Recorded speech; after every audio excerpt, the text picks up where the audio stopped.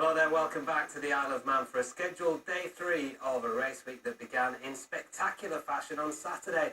Michael Dunlop doing what many people thought was impossible, equalling his great-uncle Joey's record of 26 TT wins with a dominant performance in the Super Sports. Michael Dunlop, he can equal his Uncle Joey's legendary record of 26. He wins the first encounter of the week, equalling that tally. It will mean the world to him, it really will. That same afternoon, Manx men Ryan and Callum Crowe made a little piece of history of their own with their first ever TT win in the sidecars.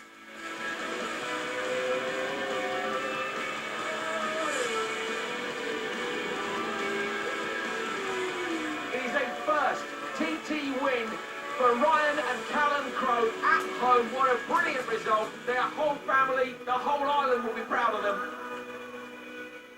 Yeah, first of many, I'm sure, for the Crowe brothers. Cam, but 26 now for Michael. You were actually on the podium with him for a couple of those wins back in the early days, and he was only in his early 20s back then, so he always had the potential to do what he's done, but actually turning that into reality is something else. You could see from the word go how good Michael was from as soon as he came on the scene. And of course, that last name, that can be a help, but it can also be a hindrance. He carried a heavy weight on his shoulders from a young age. You know, everyone's saying, would you be as good as your father? Would you be as good as your uncle? And he certainly showed he has. Like, it's just quite incredible the way he's matured as a rider. You know, he's calmed his style, but he's still the most aggressive out there. And I think deep down, that's just his hunger, that hunger for victory. Yeah. It was a big thing for the family, and you could see the emotion for him at the end of the race and on the podium as well. It's not just about Joey's record, it's about having lost Joey, it's about having lost his own father and his brother all in road racing. Yeah, it's incredible, the story, and I think the pressure was on him probably more so last year. There was so much talk of it in TT23. You know, would we see it, would we see it? And it didn't happen. It had to wait till now, which only goes to show how hard it is to chalk up those victories. But you could see post-race, you know, how much it did mean to him, and I think it really will be a weight off his shoulders moving forward. Yeah, a moment to remember for TT fans and for the Dunlop family for a long time to come, I'm sure. That 26th win on Saturday looked nailed on to become 27 on Superbike Sunday. More than 21 seconds in the lead when he came in for his final pit stop, and Cam, disaster struck. Yeah, what a bitter pill to swallow. You know, with such a strong lead, and then all too often we see people not finish TT races, especially a 6-lap Superbike. It is a race of attrition, and we see so many drop out with mechanical issues, problems with the bike. This wasn't the bike, this was an issue with the helmet. So yeah, a bitter pill to swallow for Michael there. Yeah, human error, but it can happen on both sides from the riders. Many times we've seen that over the years. Absolutely. Yeah. And everyone is working their best, and the pressure in that pit stop environment, especially when you're leading a TT race, it puts a huge amount of pressure on the team working around Michael. And unfortunately, a small little error ended up with a big consequence. Yeah, well, we often say that the races can be won and lost in the pit lane, but it's rare, as Cam says, that it's a helmet that causes the issue. Steve Plater has been to investigate.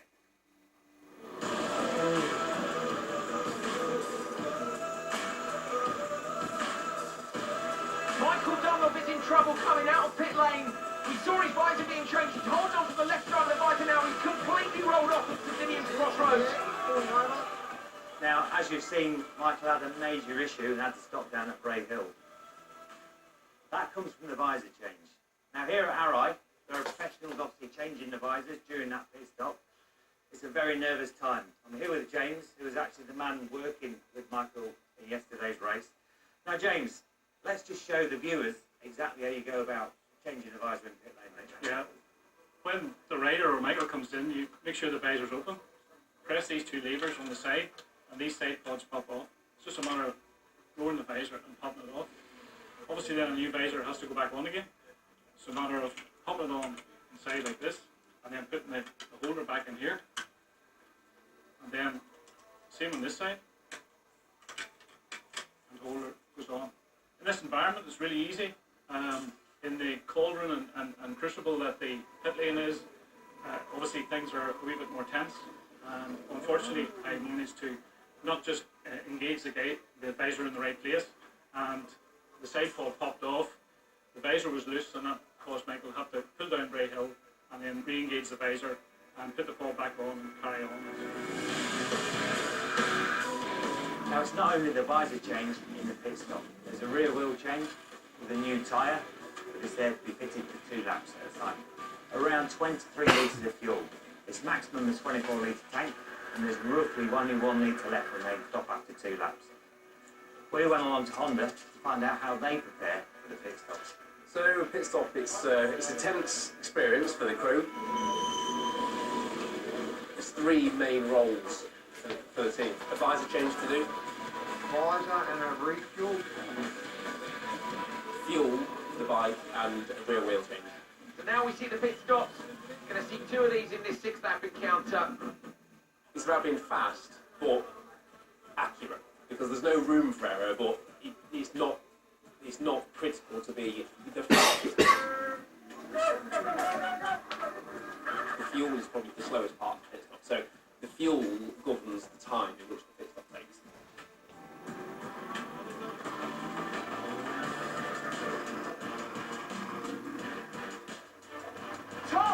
Tom's being pushed out the end of pit lane 2. P1 and P2 have had a disastrous second pit stop here in the RST Superbike race. This is unbelievable.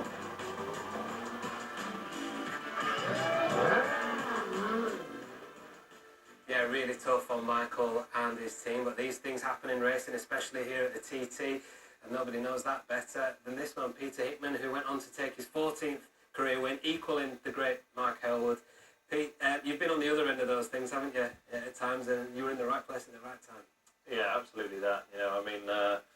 It's an endurance race as much as anything. We all know that. I've been unfortunate to be 20 seconds in the lead in the senior before and then had a bike problem, which meant I couldn't win the race. It's just the way things goes, I think I said it in the post-race interview with Grace, swings and roundabouts.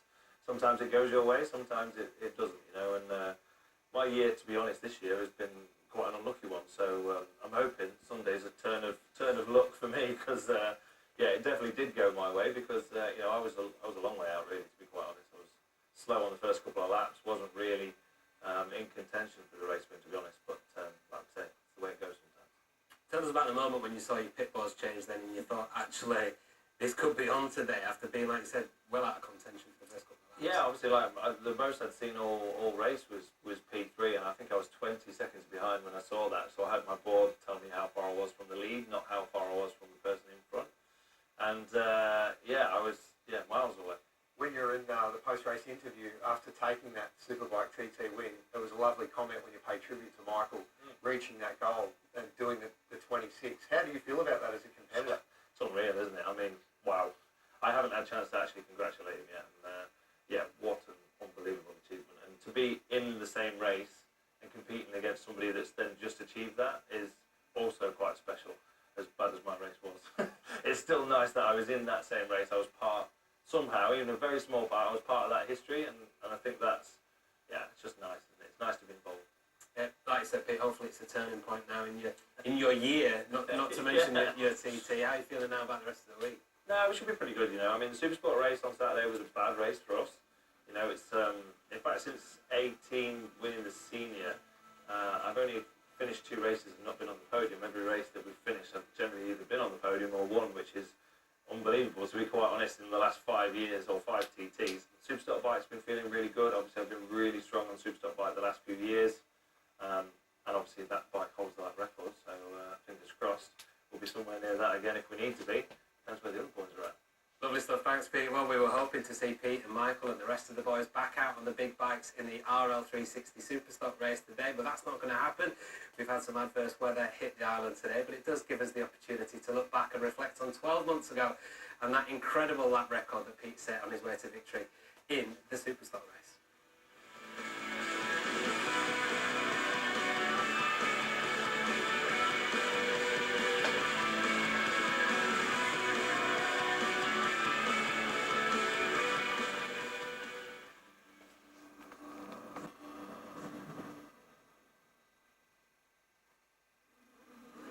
Davo Johnson leads us off for race 2. He was 8th on the first outing in Superstock. Dean Harrison, what a week he's having. Every time he's put his leg over a solo machine this week, he's been in P3 on the podium. 4 times on the podium, doesn't ride Super Twin, of course. No, captain consistent of this year's TT team, has been riding very well. Off he goes down Bray Hill. Jamie Coward, who had a podium, of course, in Super Twin. Where was he on the first outing camp for Superstock? He was P6. Just look at that rear-facing camera on the back of his KTS Racing Honda. And now Michael Dunlop. Will this be a record-breaking day for this man? 25 TT wins, but this is the only category he hasn't won on so far this week. Peter Hickman took Superstock 1. Davey Todd has not been a well boy. He was past fifth just minutes ago. Been very sick. He's actually had to have an anti-sickness injection just to get on the bike. And Cam, this is a big ask. Yeah, you know, it's hard enough to wrestle a 1000cc machine around the TT course when you're 100% fit. Look how much that bike's moving. So he's going to have a tough day at work today. He certainly is. Peter Hickman won the first Superstock encounter. Will be looking to win this one as well and set him up nicely for the senior tomorrow. Connor Cummins was also ill earlier on this week. He actually took a day off, didn't he? Missed a couple of races, nothing. Cameron's first outing was Superstock. It was that first Superstock race. Finished a fine P7, which is incredible considering that was actually his first race for this year's TT. So should be more warmed up on the bike now. Now Davey Todd, of course. Davey Todd at least is warmed up. He's not missed any races, but I would not want to be jumping on the bike after an anti-sickness injection. Yeah, that's just, it's a lot. Peter Hickman leaves Quarterbridge, blasting down past the access road on the left, which is how the traffic gets round this island when we close the roads for this brilliant event. He looks so smooth, he doesn't actually look as fast as he's really going. Yeah, it doesn't look like he's trying so hard, does he? But, it's really dirty today. Davo Johnson, look at the dust and the leaves. It was very windy on yesterday's day off here on the island. So a fair bit of debris out on the roads. Davo in the Bellacrane traffic lights. Oh! Davo, he's run straight on at Bellacrane. Marshall's got the yellow flag out straight away to warn Dean Harrison. Davo's run on. I don't know what's happened there. Harrison was so close, Cam, to be fair. He probably would have seen him go straight on, but great work from the Marshals. To react that quickly is why they're there. They're worth their weight in gold. Yeah, that was a sensational reaction time from that Marshal. James Hillier comes through, and Dunlop as well. And Dunlop with a foot or two, so maybe dirty track conditions, Cam. A little bit, I tell you. Michael's puts off the peg when he's trying hard. He's certainly pushing hard in this one. He does not want to finish second. Look at Harrison's body language. Just sits up, leans the bike in. Total confidence from him immediately. Will he be on the podium again? We ride on board with Jamie Coward. There he is. He's 3.5 off Harrison. Oh, drifting it. Big old push through here. What we're seeing here is Andrew Ryder's second race of the week. A lot of practice. They're really at one with their machines there, and they're able to just push the envelope that little bit more than race one earlier in the week. Dunlop is catching Hillier at Glen Helen. On board with Hickman now. He's coming into that section behind them. Yeah, let's see the first split. Let's see how close these two are.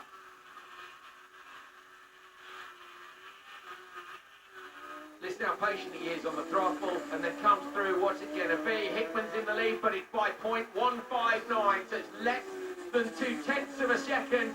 Let the battle commence. 3 laps to play this one out. Yeah, we thought it'd come down to these two, and it certainly looks like it's going to. Okay, now we can hear he's trying a bit harder, Cam, when we go on board. Sector 2, Glen Helen to Balath Bridge. With the conky body straight in the middle. There's no part of this course which isn't crucial, of course. Although the split's going to be when we exit here. Oh, it's James Hillier. Who's passed him? That's MD, Michael Dunlop. Oh, there's some bravery to pass there. Once again, that section from the top of Cronker Body down towards the Garrow. My goodness, Michael is doing some incredible passes this TT through that section that most riders would class as single line only. So he's not been held up at all there. Hickman, remember, starting 10th on the road. Will have to deal with a little traffic as well through this one. Pete, coming down to Douglas Road corner for his first run through Kirkmichael Village. Just a little lift, wasn't there, there into that fast right-hander. Oh, thread the needle. I cannot tell you how much commitment it takes to hold the throttle on through that left section of turns on a superbike or a 1000cc super stock bike. Mate, absolutely epic stuff. That was Connor Cummins coming through as well. Now we've got Dean Harrison, who of course is first on the road after the mistake by Davo Johnson. He comes up to the hairpin of Ramsey. 10:37.442 is the benchmark time. We know he's a few seconds back at Glen Helen. You are with Jamie Coward, and Dunlop's with Coward now. So now Dunlop's going to find another passing point. Oh, out wide. Now that was an interesting line. Just used all the road and then some.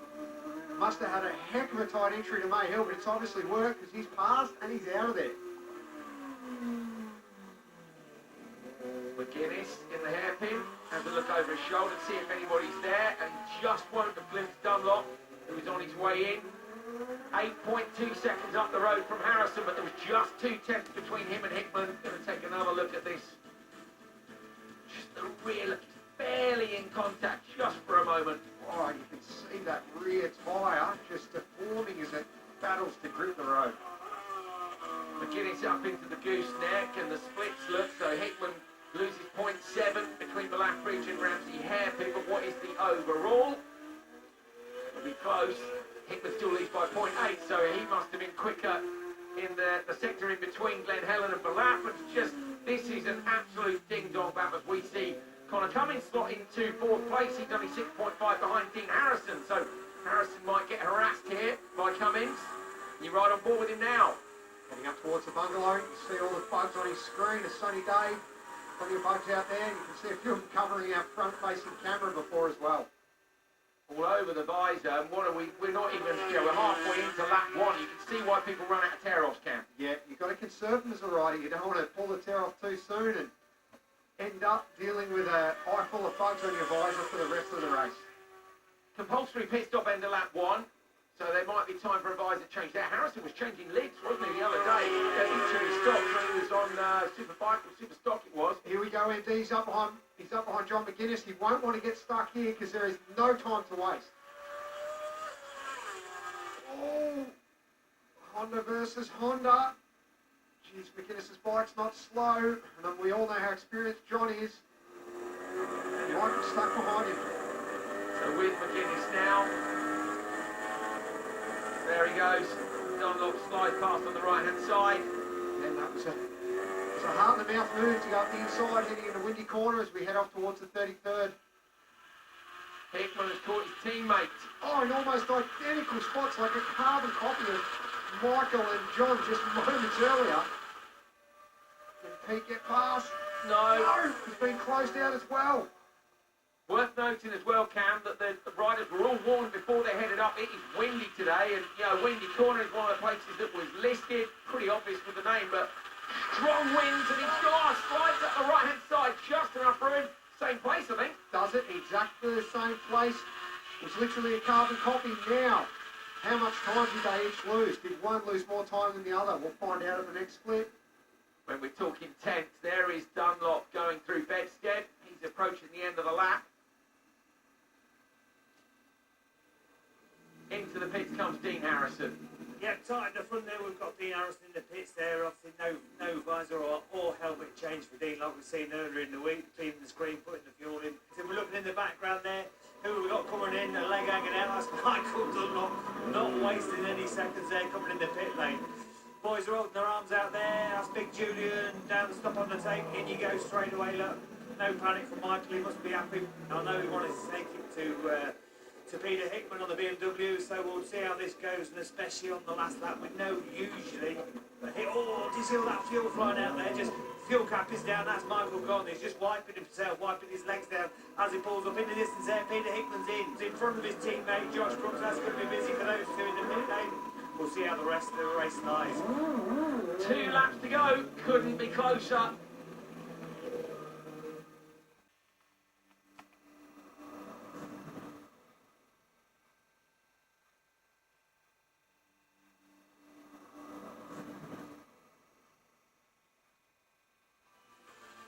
Welcome back to the RL 360 Superstock TT Race 2. Here comes Connor Cummins on the run from Quarterbridge to Braddenbridge. Top left of your screen, though, is the story right now. 1.8 second lead for Peter Hickman over Michael Dunlop. Cummins trying to chase down Dean Harrison, who currently sits in P3. That's impressive, that gap's so small, and that's including a pit stop and refuel. Yeah, super close. Dunlop not going to give up on it. Obviously, it would be his 26th win if he can get it done. He'd equal Uncle Joey with a win in this race. Harrison in third, as he's been all week. He's been in sensational form. He just looks at one with that Dow Racing Kawasaki. So smooth on board, Dean. And here's Dunlop. Yeah. He definitely hasn't given up, has he? Are we going to see the foot off the peg on the brakes into Valacrane? Up with Harrison in Glen Helen.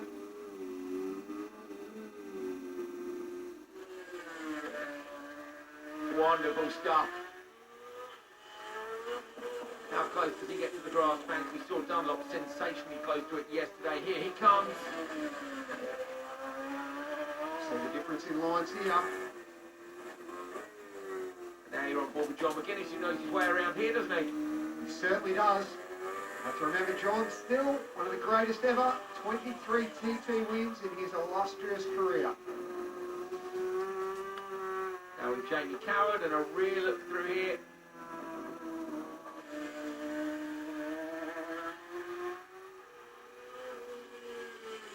Coward 23.9 off the back of Harrison. We know Connor Cummins is closer than that. James Hillier. First Yamaha through.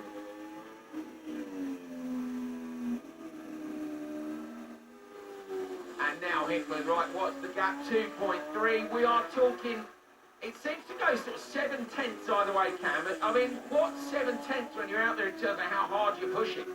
Incredible. So close those times. 7/10 is nothing. One little mistake could cost you a second or more, the tiniest mistake. Literally trading 7/10 a sector on the first lap, but it's still just 2.3 seconds on the exit of Glen Helen on lap 2. You're with Hickman now, and here comes Connor Cummins. So Cummins after Harrison, but 12.3 back now. So now we're starting to see a few riders look P3, 4, 5, a little bit in no man's land with a space in front and behind. Starting to space out. Not so for the leading two though. Fantastic colour shot of Hickman there. Oh, he's just so impressive, this TT. He's leaving himself a little bit of room. Seems to leave himself room. Doesn't look like he's going as fast as he actually is. Always super smooth, Peter Hickman. Here he comes. He is flying, Cam. Light over that crest as they turn into the left-hander. Him and Dunlop. They might look smooth, but they're absolutely on the limit around this incredible course. Here comes Cummins.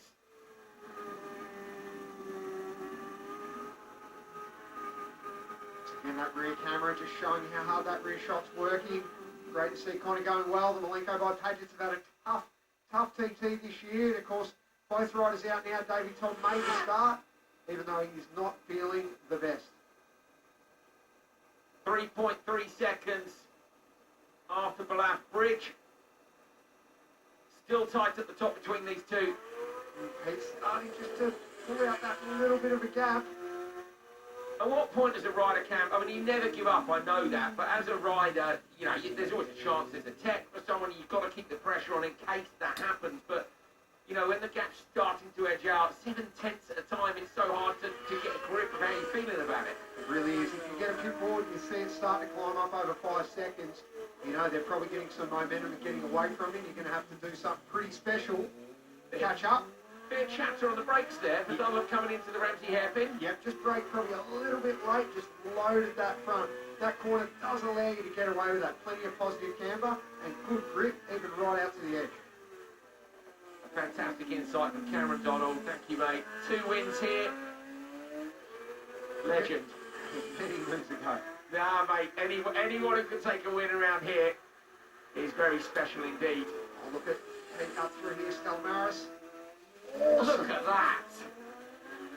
laying down a huge line right out on the outside of the corner. Meanwhile, here's Dunlop at the gooseneck on the exit. See Michael there, getting his pit board, so you know exactly where he is in this race. And where he is, look, is he's just another 4 tenths in that last sector. It's tiny, but Hickman is just stealing a few tenths here and a few tenths there, and just extending the gap a tiny, tiny bit. The pressure on Michael is absolutely relentless at the moment. It's been a brilliant week for him, hasn't he? He's full of confidence after all these incredible wins. This is the one category he hadn't won. You know, he says he's not worried about the records, but surely he must know that the 26 wins is there for the taking. For as much about the records, he'll want to stamp his authority back in this class. He'll want to show that he's the man to beat in the senior TT race as well, because this really is a form guide for the blue ribbon event at the end of the TT. I can't wait, I really can't. It's going to be absolutely, well, you can't predict it, can you? It's interesting, isn't it, that both the times on the Superstock, Hickman is looking really comfortable, didn't look so comfortable on the Superbike. Of course, he had problems in that race. Can he right the wrongs? But at the moment, it's a heck of a duel between these two greats. We have talked about it a little bit, the thing of Superstock, Superbike does. Hickman takes the Superstock, as he's riding it so well, but you think there's more advantages to the Superbike, don't you, other than just the comfort on the machine? Of course, we've got the rear wheel changes. Changing 2 rear wheel changes with production back wheels a big risk. Superbike has a much faster, more fail-safe system to do so. As we see the man there, Peter Hickman, winding his way up. He's going to catch Jamie Cowan. Is Jamie going to trip him up a lot or cost him time? Cam, talk us through this. That is Peter Hickman's BMW, over 200 horsepower through that back tyre. Look, actually steering it through that slick, squaring off the turn, drifting it almost speedway style. Outrageous bike control from this man, and he's edged up the gap to 5.1 at the grandstand as we go on to the final lap. This is his only flying lap. Now maybe we'll see just what the pace is in that Superstock machine. Harrison through Gorsley. Is he going to get another P3? It'll be 5 this week if he does. It's incredible. This is incredible. This is really set to be a fast lap speed on this final lap of the second Superstock TT race. Everybody feeling a bit more comfortable with the machinery and the course now. We've had this wonderful weather for the whole TT. It's obvious Michael hasn't backed off. Oh, Davey Todd. Davey Todd withdraws at the end of the second lap. He's exhausted, Cam. He slumps on the tank, and the head tells you all you need to know. Yeah, you can be sure he's hurting just as much mentally as he's physically here. Hickman, meanwhile, out front, is clearly on an absolute mission. He is flying through Gorsley. And here's Harrison up at Glen Helen again. Final time over the crest of that road.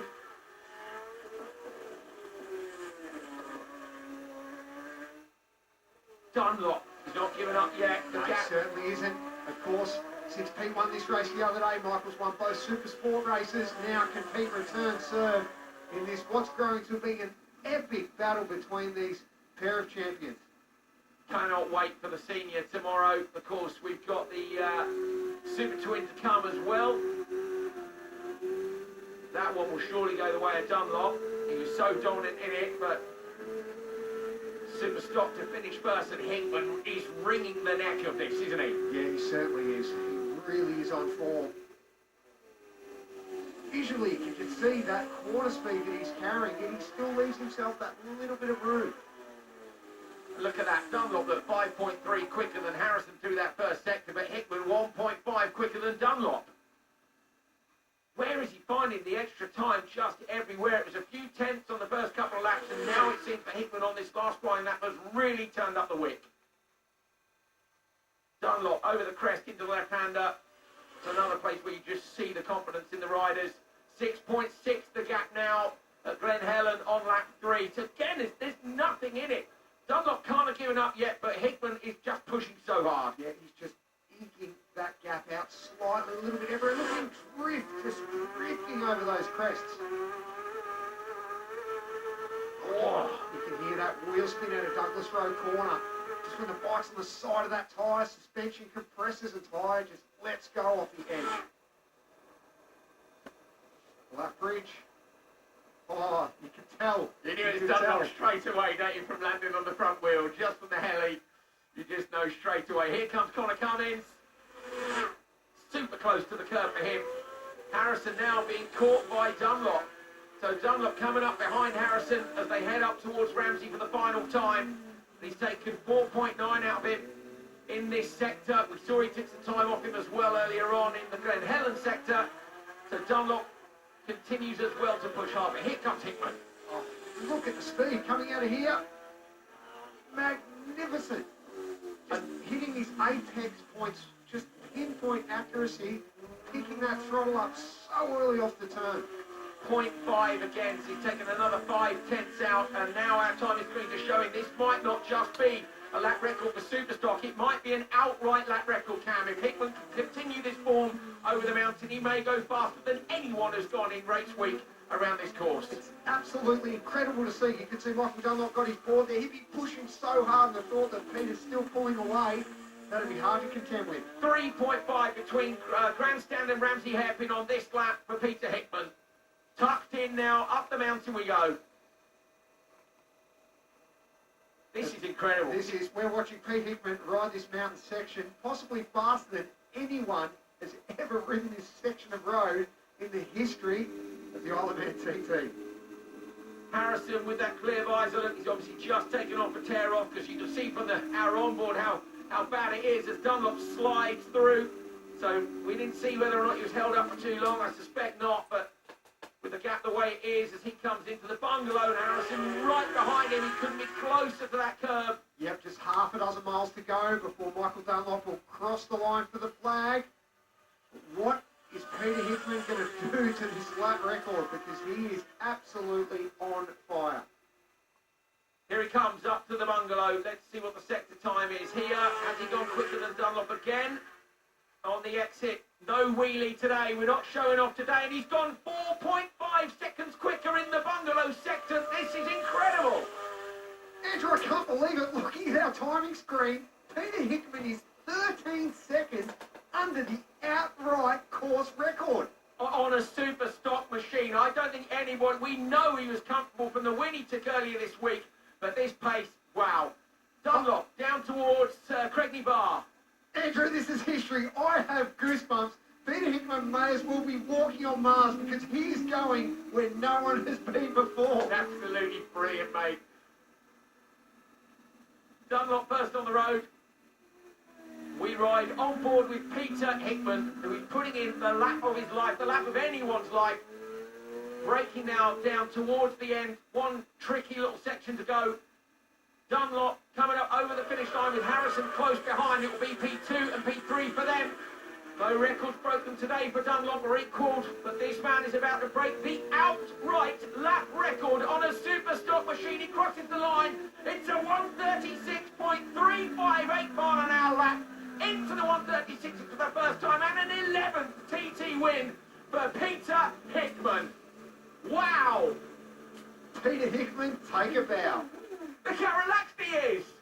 Back on, high-fiving the fans as he runs back to the paddock. Peter Hickman takes the win from Michael Dunlop and Dean Harrison. And we are into new territory, history-making with an outright lap record. Pete, you mentioned in the first Superstock race how happy you were with the bike, and that's clearly obvious in this race, taking that 136th lap and your 11th TT win. How are you feeling right now? Yeah, absolutely brilliant. I'm just massively happy for the Monster BMW team by FHO Racing. You know, they've been working their absolute asses off for me all week, and it's not been easy. It never is easy, especially when you got Michael Dunlop on form and Dean's on form. Everyone's really pushing the boat out, which is great to see. And yeah, just really happy with the Superstock bike, as we said already. And the bike just worked so good right from the off. I was a bit slow to start with. I didn't really feel myself when I set off. It kind of took a little bit of time. I felt a bit, I don't know, tired and achy and all the rest of it. I'm not sure really, but the first lap was just a bit kind of steady away, and then just kind of really built into it from there. Yeah, sensational win for Pete last year. That lap record, 136.3 miles an hour. Pete, looking back now to 12 months ago, did you think that that lap time could be possible on the final lap? Without being too arrogant, yes. It's something, you know, I've said quite often, you need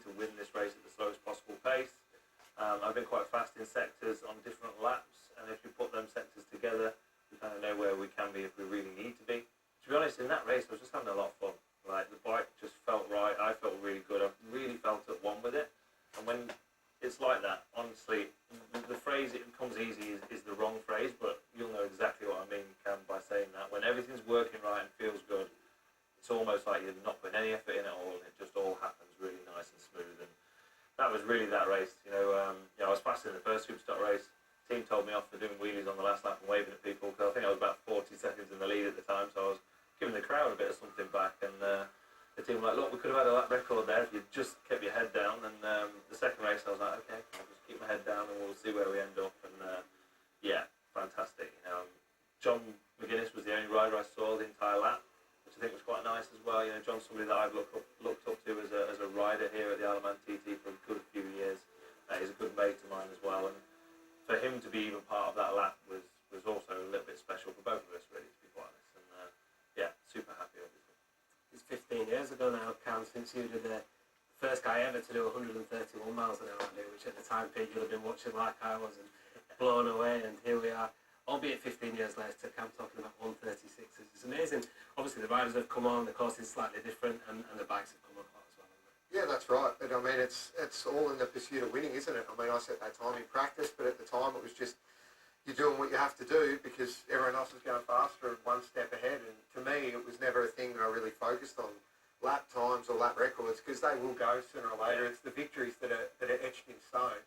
But that still is an incredible time and something I still struggle to get my head around, mate. When you came in, you actually said you thought there was a bit more in the tank if you needed it. I wouldn't want to be out there having to race Pete when he's feeling that good, that's for sure. I just need to get back to feeling that good now, don't I, really? Yeah. But yeah, I get asked it a lot, why is the Superstock bike faster? And my answer always is the Superstock bike isn't faster. We've just not had to go that fast on the Superbike yet. Now, Michael obviously was close on Sunday with 135.9 on Superbike, so that's the fastest Superbike lap anyone's ever done. But yeah, the Superbike is a faster bike. They're just harder to get into that window to make them work. As you said, Pete, it's the mindset you need to be in, having fun. It's just getting back to that, isn't it? And that's one of the challenges of the racer, to get your machine and your mind in that right mindset to do the job. It can be really difficult. The more you try and focus on it, generally the worse it becomes. It's something you have to let happen. And on that Superstock bike, I generally always feel like that straight away. It's such a, again, I'm going to say the word easy. Easy is not the right word, but it's an easy bike to ride compared to the Superbike. And I just always feel like I can be the boss of that bike rather than the bike be the boss of me, which is sometimes the Superbike. It's generally the boss of you. People think the Superbikes are the big scary bikes, which they are, and sometimes you get said, "Oh, they're too fast for this TT course." I'm like, no, the little bike's more dangerous than the big bike, because on the little bike you have to rail through the corner a lot faster to try and keep that momentum going, because they don't have the horsepower to get you up them hills or them long straights. So you use every inch of the road to try and keep the corner speed up. Whereas big bike, you kind of stop, point and squirt it a lot. So it's a completely different style of riding. It's something that I generally struggle with a little bit because I've always been a big bike rider.